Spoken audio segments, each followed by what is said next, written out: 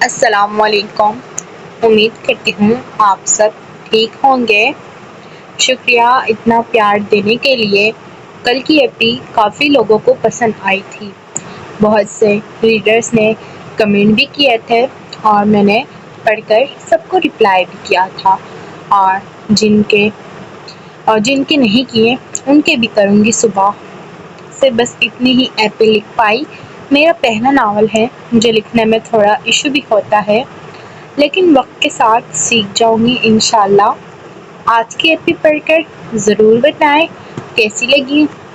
جنہوں نے چینل کو سبسکرائب نہیں کیا، پیاری شہزادیوں کر دو۔ بنا وقت ضائع کیے بڑھتے ہیں آج کی ایپیسوڈ کی طرف۔ کیسا یہ عشق ہے، از قلم ہبہ خان، قسط نمبر 37 سوری مسٹیک ہو گئی۔ رانیہ کے پیٹ سے ابلتے خون کو دیکھتے یمان شاہ اپنی جگہ اسٹل ہوا تھا۔ اس کے پیر ہاتھ کانپنے لگے تھے۔ یمان شاہ کپ کپاتے ہاتھوں سے رانیہ کو معاف دماغ کے ساتھ اپنی باہوں میں بھرا تھا۔ ایئرپورٹ میں ایک ہجوم سا جمع ہو گیا تھا۔ پرنسس میری جان، آنکھیں کھولو۔ پرنسس تمہیں کچھ نہیں ہوگا، میں تمہیں کچھ نہیں ہونے دوں گا۔ یمان شاہ اسے لیتے گاڑی کی طرف بھاگا تھا۔ فہد نے ہما کی طرف دیکھا جو پاگلوں کی طرح ہنس ہنس کر لیڈی آفیسر سے خود کو چھڑوا رہی تھی۔ فہد ملک غصے سے اور افسوس کے ساتھ آگے بڑھتے ہما کے چہرے پر جا بجا تھپڑوں کی بوچھار کرنے لگ گیا۔ اس کا دل بھر آیا تھا۔ اس نے اتنی گری ہوئی ماں تو کہیں نہیں دیکھی تھی۔ اپنا تمام تر غصہ ہما کے چہرے پر اتارتے نشان چھوڑنے لگا۔ فہد چھوڑ اس عورت کو، اس کے گندے خون سے اپنا ہاتھ کیوں رنگ رہا؟ چھوڑ، ہاسپٹل چلتے ہیں۔ یمان کو ہماری ضرورت ہے، اسے تو بعد میں دیکھ لیں گے۔ دنیا کی سب سے گھٹیا ترین عورت میری ماں، اس کا سایہ اور اس کا عکس۔ کہ چھوڑ مجھے، میں جان لے لوں گا، میں آج پوچھ کر ہی دم لوں گا۔ اس عورت کو کیا ملتا ہے لوگوں کی زندگیاں برباد کر کے، کیا ملتا ہے؟ فہد پاگلوں کی طرح ہما پر چیخ رہا تھا۔ فہد اس وقت یہ سب ضروری نہیں ہے، خود کو سنبھال۔ جبران فہد کو اپنی طرف کھینچتے بولا، جو ہما کو مارنے کے در پر تھا۔ ہما کی ناک سے اور منہ سے خون ابل ابل کر نکل رہا تھا۔ جبران لیڈی آفیسر کو ہما کو لے جانے کا اشارہ کرتا فہد کو لیتے ہاسپٹل بھاگا تھا۔ کفر کے بعد سب سے بڑا گناہ کسی کا دل دکھانا، اور ہما تو لوگوں کی زندگیاں اجاڑ بیٹھی تھی۔ پرنسس اٹھو نا، آنکھیں کھولو، دیکھو میں تمہارے قریب ہوں۔ شاہ جی آ گیا ہے، اب کیوں تڑپا رہی ہو مجھے؟ یمان شاہ جا بجا رانیہ کے خون سے بھرے ماتھے پر دیوانوں کی طرح بوسوں کی بوچھار کر کے اس سے باتیں کر رہا تھا۔ رانیہ کو اپنے گلے میں سمیٹے یمان شاہ ایمرجنسی روم کی طرف بھاگا تھا۔ کیا ہوا ہے پیشنٹ کو؟ ڈاکٹر حیرانگی سے بولا۔ گولی لگی ہے، ڈاکٹر پلیز میری پرنسس کو بچا لو۔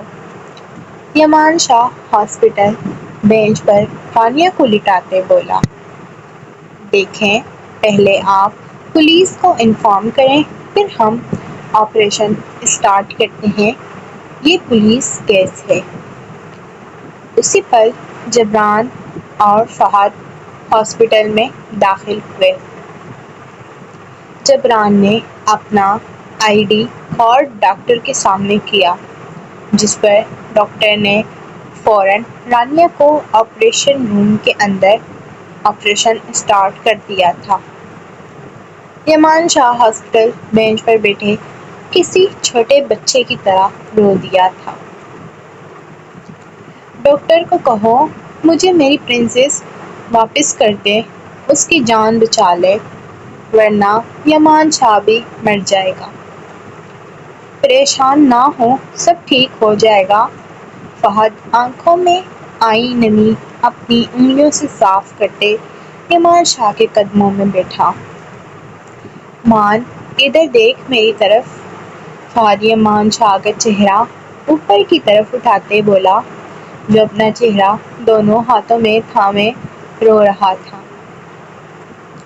سب ختم ہو گیا فہد، سب ختم ہو گیا۔ اس عورت نے میری کمزوری پر ہاتھ ڈالا۔ کیا قصور تھا میری پرنسس کا؟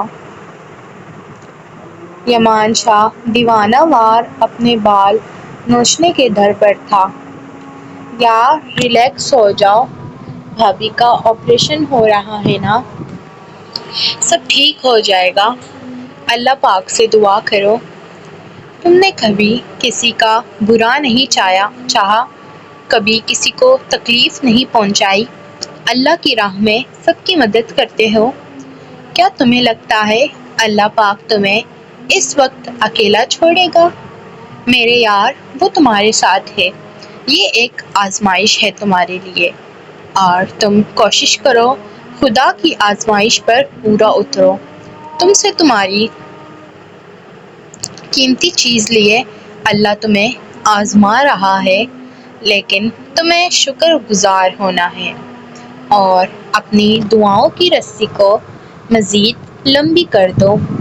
سجدے میں گڑ گڑا کر اپنی پرنسس کو مانگو، اللہ پاک لوٹا دے گا۔ بے شک وہ اپنے بندے کو سجدے میں روتے دیکھ اس کی ہر پکار، ہر آہ سنتا ہے۔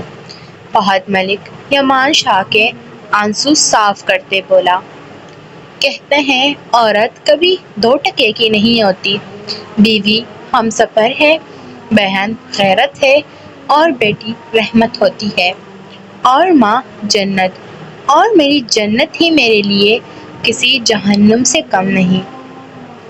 مجھے معاف کر دے، یہ سب میری ماں کی وجہ سے ہوا ہے۔ میری ماں کبھی میری جنت نہ بن سکی، میں کیسے اس غلیظ مکار عورت کی عزت کروں؟ میں یہی دعا کروں گا، جتنی تکلیف اس نے تیری پرنسس کو دی ہے، اس سے بھی زیادہ، اس سے بھی اتنی ہی ہو۔ فہد نم لہجے میں بولا، جس پر یمان شاہ نے کھنس کر فہد کو اپنے سینے سے لگا لیا۔ میں بھی ہوں یار، جبران شاہ منہ بناتے بولا۔ فہد جبران کو بھی کلائی سے تھامے گلے لگا گیا۔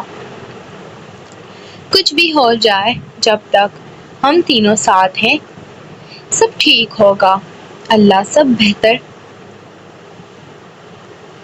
کرنے والا ہے، دعا کرو۔ میں خدا کی ساری آزمائشوں پر پورا اتروں گا، بس ایک بار مجھے میری پرنسس لوٹا دے۔ یمان شاہ وہاں سے اٹھتا مسجد کی طرف بڑھا تھا۔ I am sorry but patient کی حالت کافی کریٹیکل ہے، اس کی ہارٹ بیٹ 10% چل رہی ہے، اس وقت وہ مشینوں کے ذریعے سانسیں لے رہی ہے۔ ہم نے آپریشن کر کے گولی پیٹ سے نکال دی ہے، لیکن پھر بھی وہ ریکور نہیں کر پا رہی، ان کی ہارٹ بیٹ بہت سلو ہے۔ دعا کریں، اب سب کچھ اللہ کے ہاتھ میں ہے، جو جسے چاہے زندگی بخشے، جسے چاہے اپنے پاس بلا لے۔ میں آپ کو کوئی جھوٹی امید نہیں دے سکتا، اس کیس میں بچنا بہت ہی مشکل ہے۔ یمان شاہ جو نماز پڑھ کر مسجد سے آ رہا تھا، ڈاکٹر کی بات سنتے اور ڈاکٹر تک پہنچتا گریبان پکڑ گیا۔ میری پرنسس نہیں مر سکتی، میں زندہ ہوں، ابھی اسے کچھ نہیں ہو سکتا۔ جتنے پیسے چاہیے، لاکھوں میں، اربوں میں، کروڑوں میں یمان شاہ پانی کی طرح بہا کر دے گا۔ میری بیوی کو کچھ نہیں ہونا چاہیے ڈاکٹر، میری بیوی کو کچھ نہیں ہونا چاہیے۔ یمان شاہ ڈاکٹر کا گریبان چھوڑتے دہاڑا تھا، جس پر ڈاکٹر کچھ نہ بولا، ہاں میں سر ہلا گیا۔ وہ اس وقت مریض کے گھر والوں کی حالت سمجھ سکتا تھا۔ آپ صبر سے کام لیں میجر یمان شاہ، زندگی موت اللہ کے ہاتھ میں ہے، ہم صرف کوشش کر سکتے ہیں۔ دعا کریں آپ کی وائف کی ہارٹ بیٹ بڑھ جائے، وہ ریکور کریں۔ ڈاکٹر کہتے آپریشن روم میں بھاگا تھا، جبکہ یمان شاہ اب تک ڈاکٹر کی الفاظوں میں کھویا ہوا تھا۔ اس کا دل بند ہونے کے در پر تھا، سانسیں سینے میں اٹک چکی تھیں۔ اللہ جی میری جان لے لو، میری پرنسس کو مجھ سے دور مت کرو، اس کا غم مجھے کبھی مت دکھانا۔ جیسے ایک ماں جوان بیٹے کی موت کا غم برداشت نہیں کر سکتی، میں اپنی پرنسس کا نہیں کر سکتا۔ مجھے اس سے پہلے اپنے پاس بلا لینا پلیز اللہ جی۔ یمان شاہ زمین پر بیٹھتے آسمان کی طرف دیکھتے بولا۔ ہاسپٹل میں موجود سارے لوگ مڑ مڑ کر یمان شاہ کی دیوانگی کو دیکھ رہے تھے۔ یمان شاہ یار کیا کر رہے ہو؟ تم کمزور کیسے پڑ سکتے ہو؟ پلیز خود کو سنبھال۔ جبران شاہ یمان شاہ کے کندھا تھپتھپاتے بولا۔ جبران شاہ تم نہیں جانتے محبت کیا ہے۔ میری محبت، میری پرنسس اس وقت زندگی اور موت کے بیچ لڑ رہی ہے، تم مجھے کہہ رہے میں خود کو سنبھالوں؟ تم کیا جانو محبت کے میم کا مطلب، مل جائے تو معجزہ، نہ ملے تو موت۔ تم کیا جانو محبت کے ہے کا مطلب، مل جائے تو حکومت، نہ ملے تو حسرت۔ تم کیا جانو محبت کے بے کا مطلب، مل جائے تو بہادری، نہ ملے تو بلا۔ تم کیا جانو محبت کے تے کا مطلب، مل جائے تو تخت، نہ ملے تو تنہائی۔ اور یمان شاہ کی محبت اس سے مل کر اب دور ہو رہی ہے، تم میرا درد محسوس نہیں کر سکتا۔ اس دنیا میں کوئی بھی شخص اس وقت میرا درد نہیں سمجھ سکتا سوائے میرے خدا کے۔ یمان شاہ دہاڑا تھا۔ ڈاکٹر نے باہر قدم رکھا تو یمان شاہ اس کے قریب آیا۔ آئی ایم سوری مسٹر یمان شاہ، ہم نے آپ کی وائف کو بچا تو لیا ہے، لیکن کیا ڈاکٹر، وہ کومے میں جا چکی ہے، وہ ایک زندہ لاش بن چکی ہے، نہ وہ حرکت کر سکتی ہے، نہ کچھ بول سکتی ہے، بس سن سکتی ہے۔ ان کی حالت کافی کریٹیکل تھی۔ آپ کو اللہ کا شکر ادا کرنا چاہیے، ان کی جان بچ چکی ہے، ورنہ ان کی کنڈیشن میں اس وقت موت ہو سکتی تھی۔ نہیں، ایسا نہیں ہو سکتا، میری پرنسس زندہ ہے۔ کیا مطلب وہ کومے میں چلی گئی ہے؟ اسے کچھ نہیں ہو سکتا، میں اسے کچھ نہیں ہونے دوں گا۔ یمان شاہ چیخا تھا، اتنا کہ ڈاکٹر کو اپنے کان کے پردے پھٹتے ہوئے محسوس ہوئے۔ مسٹر یمان شاہ دیکھیں، خود کو سنبھالیں، جتنا ہو سکے اپنی وائف کا خیال رکھیں اور انہیں زندگی کی طرف لوٹائیں۔ ڈاکٹر سمجھداری کا مظاہرہ کرتے یمان شاہ کو سمجھانے لگا۔ پرنسس یمان شاہ شدت سے اسے پکارتے آپریشن روم کی طرف بھاگا۔ میرل کب سے گھر پر اکیلی تھی۔ فہد اسے ایئرپورٹ سے سیدھا گھر چھوڑ کر گیا تھا۔ 4 گھنٹے گزر چکے تھے۔ میرل کب سے رانیہ کی خیریت کی دعائیں کر رہی تھی، ساتھ میں فہد کو کالز بھی کر رہی تھی جو فہد نہیں اٹھا رہا تھا۔ میرل کو مزید پریشانی سی لاحق ہونے لگی تھی۔ اب کی بار اس نے جبران شاہ کو کال ملایا جو پہلی بیل پر ریسیو کر لی گئی تھی۔ السلام علیکم جبران بھائی۔ وعلیکم السلام جی گڑیا۔ بھائی فہد کو کب سے کال کر رہی ہوں، وہ نہیں اٹھا رہے۔ سب ٹھیک تو ہے نا؟ رانیہ کیسی ہے؟ بھائی کیسے ہیں؟ میرل ایک ہی سانس میں کہتے رونے لگی۔ فہد سے بات کر لو گڑیا، جبران فہد کو فون پکڑاتے بولا۔ ہاں میرو بولو، فہد بھاری نم آواز میں بولا۔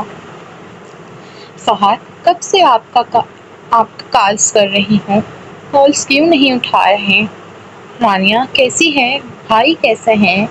میرل غصے سے پوچھنے لگی۔ گھر آ کر دیکھ لینا۔ فہد کال بند کر گیا۔ اس پر ہمت نہیں تھی رانیہ کی کنڈیشن یا یمان شاہ کی کنڈیشن میرل کو بتا پاتا۔ میرل موبائل کان سے لگائی ہیلو ہیلو کرتی رہ گئی جبکہ فہد کال کٹ کر چکا تھا، لیکن دل میں ہزار وسوسوں نے جگہ لے لی تھی۔ 1 ہفتے بعد۔ اس ایک ہفتے میں ایسا 1 منٹ نہیں تھا جس میں یمان شاہ اپنی پرنسس سے جدا ہوا ہو۔ روزمرہ کی طرح یمان شاہ اس سے باتیں کرتا رہتا تھا، اسے ہنسانے کی کوشش کرتا رہتا، جسے صرف رانیہ سن سکتی تھی اور دیکھ سکتی تھی، بول نہیں سکتی تھی۔ پرنسس میری طرف دیکھو یار، اٹھ جاؤ، کیوں تڑپا رہی ہو مجھے؟ میری جان مجھے اپنے گالوں پر تمہارا لمس محسوس کرنا ہے۔ اٹھ جاؤ یار، میں تمہارے بغیر نہیں رہ سکتا۔ ادھر دیکھو میری طرف۔ یمان شاہ رانیہ کا چہرہ اپنی جانب موڑتے اس کے چہرے پر اپنے لبوں کا لمس بکھیرنے لگا۔ رانیہ کی گردن پر نظر پڑی تو یمان شاہ بے اختیار وہاں جھکے اپنا لمس بکھیرنے لگا، کبھی زبان پھیرتا تو کبھی دانت کاٹتا، لیکن رانیہ کے وجود میں کوئی حرکت نہ ہوتے دیکھ وہ مایوسی سے پیچھے ہوا تھا۔ پرنسس تم شرما کیوں نہیں رہی؟ تمہیں تو میری مونچھیں چبھتی ہیں نا؟ تمہیں تو اپنی گردن پر میرا لمس برداشت نہیں ہوتا؟ تم ہمیشہ مجھے روکتی ہو گردن پر لو بائٹ بنانے سے، آج کیوں نہیں روک رہی؟ اٹھو مجھے روکو، کیوں تڑپا رہی ہو اپنے شاہ جی کو؟ ترس کھاؤ مجھ پر پرنسس، اب اگر نہ اٹھی نا میں پھر وہی گول گول والا جھولا کھلاؤں گا تمہیں، یاد ہے نا، جسے کھا کر تمہیں چکر آ رہے تھے۔ یمان شاہ سخت لہجے میں رانیہ کو ڈانٹ رہا تھا۔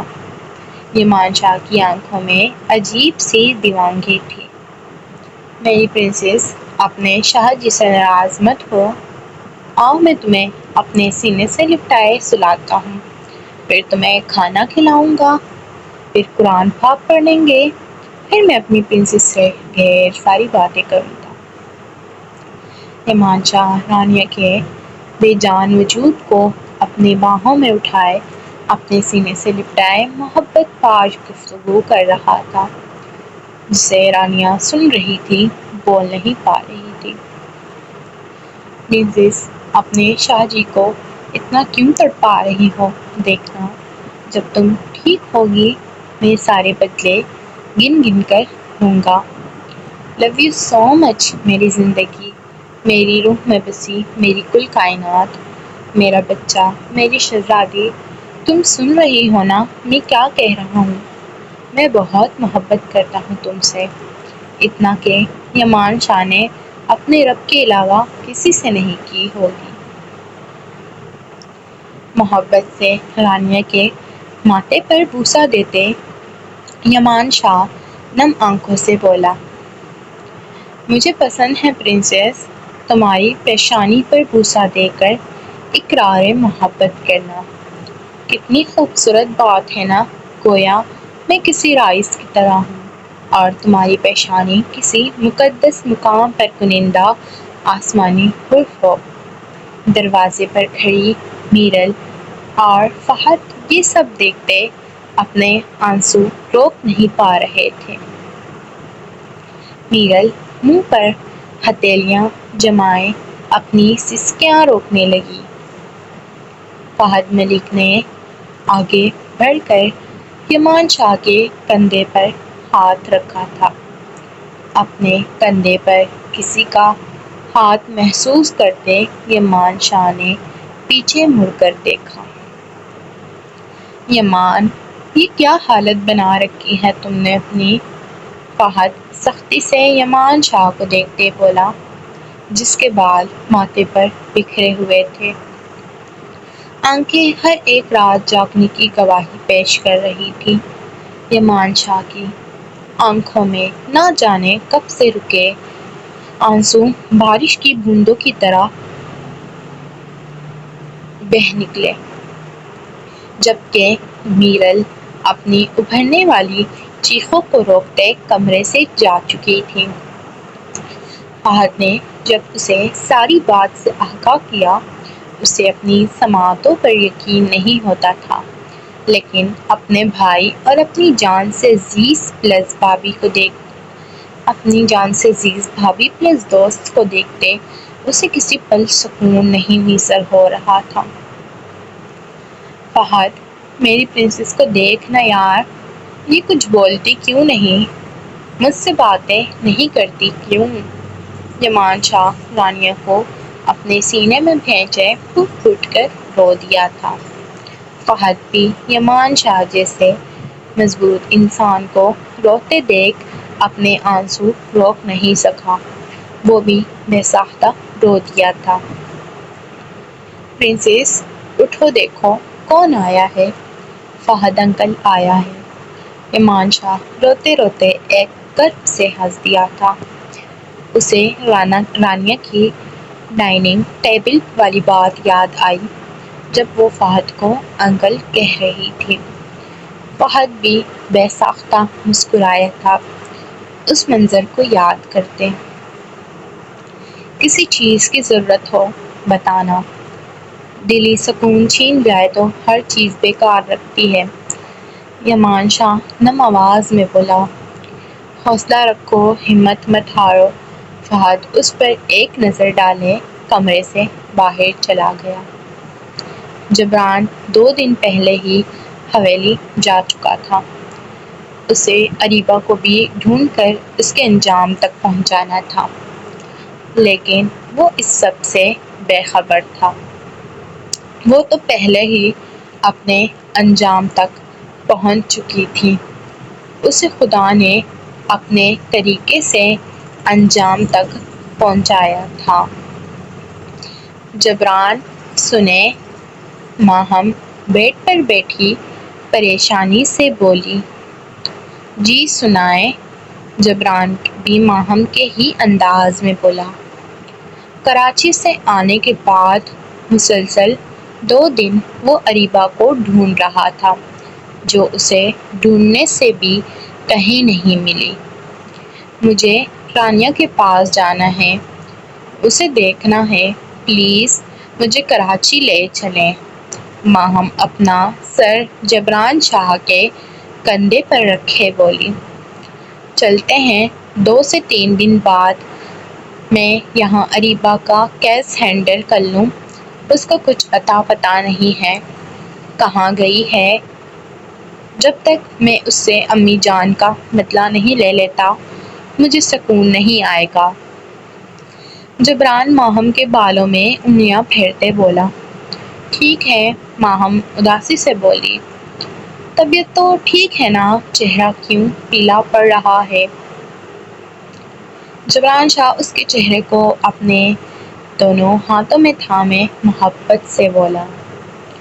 جبران پلیز رانیہ کے پاس لے چلیں، پلیز اریبہ کا کیس آپ اپنے آفیسرز کو دے دیں۔ اچھا میری طرف دیکھو، رونا بند کرو، پیکنگ کرو، آج رات تک نکلتے ہیں حویلی سے۔ جبران ماہم کے آنسو صاف کرتے بولا۔ اسے جب سے رانیہ کا پتہ لگا تھا 2 دن سے رو رہی تھی۔ جبران کو اب صحیح معنوں میں اس کی فکر لاحق ہوئی تھی۔ اس کنڈیشن میں ماہم کا زیادہ اسٹریس لینا بھی ٹھیک نہیں تھا۔ میں پریشے کی بھی پیکنگ کرتی ہوں، وہ بھی ہمارے ساتھ جائے گی۔ میں اپنی بیٹی کو یہاں نہیں چھوڑ سکتی۔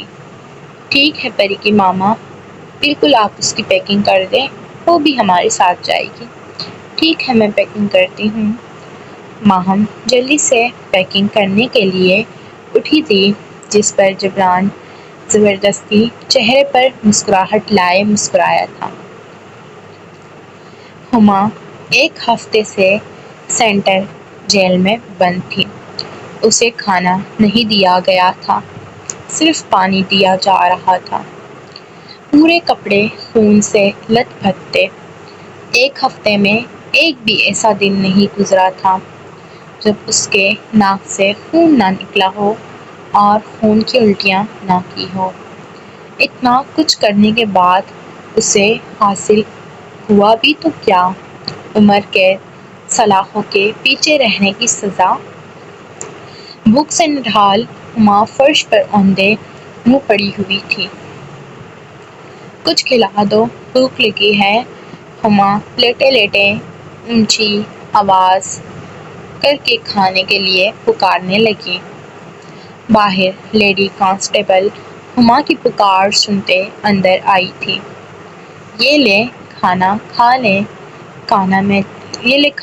لیں، میجر فہد ملک کا حکم ہے تجھے کھانا دینے کا، ورنہ تو اس لائق نہیں ہے تجھے کھانا کھلایا جا سکے۔ لیڈی آفیسر ہما کی طرف دال چاول والی پلیٹ کسکساتے بولی اور واپس سینٹرل جیل لاک کرتی باہر چلی گئی۔ میجر فہد ہما زیر لب بڑبڑاتی کھانے پر حملہ ور ہوئی تھی جیسے اس نے کئی سالوں سے کچھ نہ کھایا ہو۔ پلیٹ بھی چاولوں سے بھری ہوئی تھی، اتنا کہ ہما کا کھا کر پیٹ بھر سکتا تھا، لیکن دماغ میں ایک ہی بات گردش کر رہی تھی، فہد نے اسے کھانا دینے کا کیوں کہا؟ کیا وہ اتنی جلدی ہما کی چال بازیوں اور گناہوں کو بھول چکے ہیں؟ میرل کچن میں کھڑی کھانا بنا رہی تھی جب فہد کچن میں داخل ہوا تھا۔